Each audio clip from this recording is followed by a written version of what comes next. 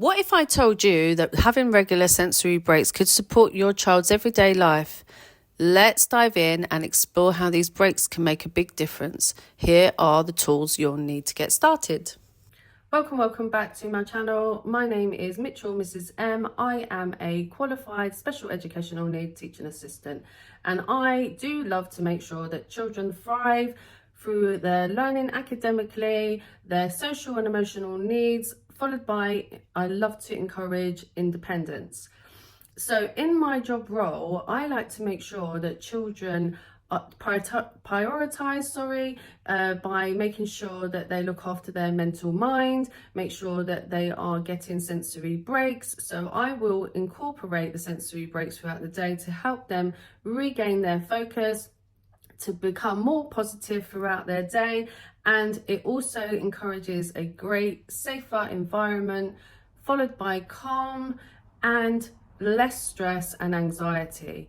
Now, I want to show you this really cheap, low cost resource that I use that works wonders and does really help, and you find that it makes a massive impact on the child's life through the day.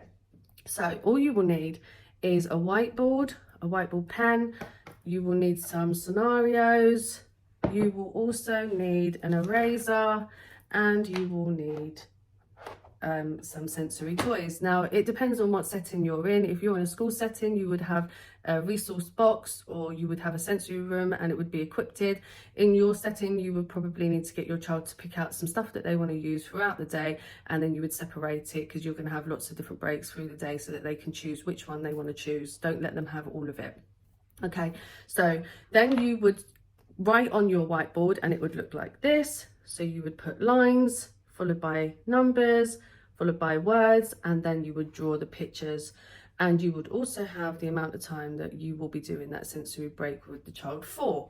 Now, during using the feelings section, you could use zones of regulation. So red for being cross, angry and aggressive, blue for being tired, a bit unwell, a bit sad.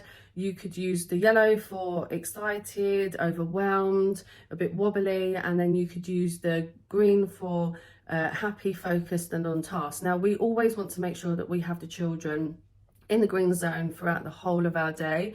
And we need to, if they, for example, say they're in the red zone, we need to try and show them how we can change our moods and how we can reset our mind and get back into that green zone. So this is how we would use it.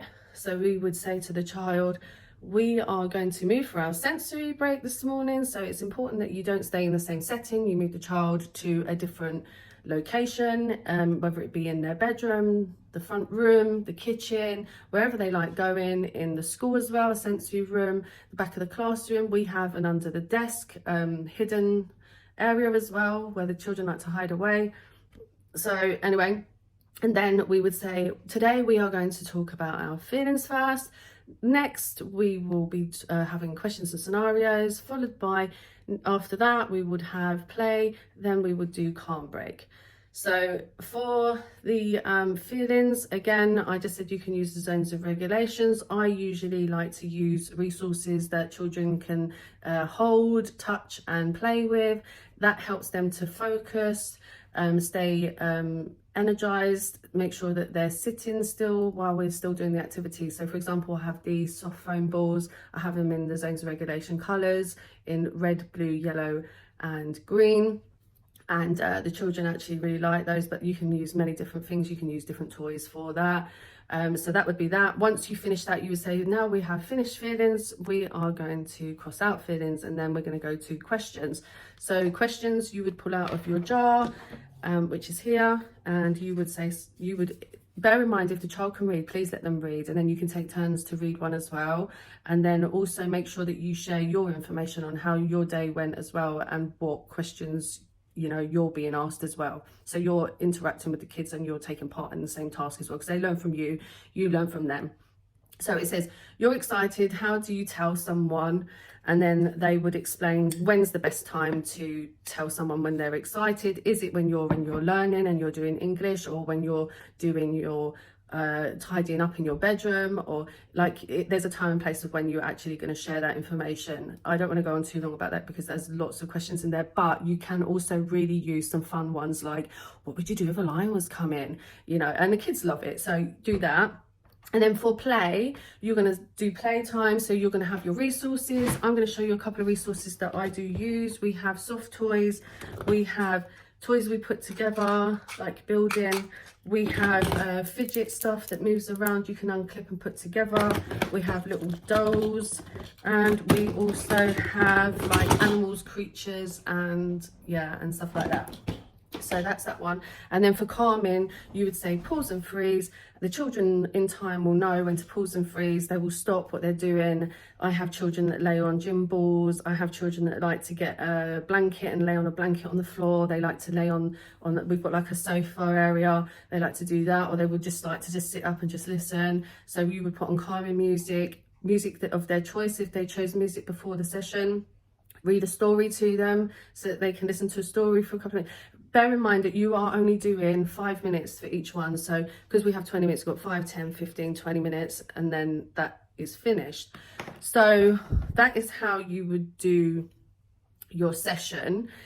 Bear in mind as well that in time, this will show benefits if you stick regular to it and you encourage the children to participate regular. They also in time will know how this routine works, and they get really excited about it and they can't wait to do it as well. And it really does help wonders for my children, especially when we're going on to the next task. So for example, if we're in the school, we would do phonics, then we would do sensory break, then we would do English, sensory break, maths, sensory break, and then we would go on and on. In your setting, you could do get up in the morning, you're going to have your breakfast, sensory break, get dressed, sensory break, brush your teeth, sensory break, then we're going to leave and go to school. So that's how you could use your sensory breaks through the day. And remember, there is going to be a lot of sensory breaks as you go along. So this is a really effective way to teach your children to do a sensory break. And I've had lots of parents come back and give me really good feedback and say it works so good, the children love it, what could I do to support when I'm at home? And I give them advice as well on what they can do to help support overall. Now also, before we leave, I want to show you that by using this simple, cheap, effective resource that costs probably around about £2 to about £4, you can use them when you're out shopping and about. So say for example, if you was to change your mind and you decided that you forgot something at home that you needed to take somewhere else, and you've already told your child you're going to go shopping and then we're going to go to the park, then you could draw on there and say, oh, we're not going to go to the park right now, but we're going to go home because mummy forgot her keys, and then we'll have to come back to the park. So it's just a quick way to quickly divert what it is that you're actually doing, because sometimes you don't always have those visual pictures ready to do that. And I've been in so many situations where that's happened, and that is my way of being able to explain to the child so that I'm not speaking too much to them and they understand it. So definitely recommend you buy in one of those tools and carrying it around with you. Now, I don't want to stay too long on this video. I have stayed long enough. I just want to thank you all for tuning in and watching my video, and I really do hope that I see you on my next one. So I'm going to say bye, and I see you on the next one. Bye.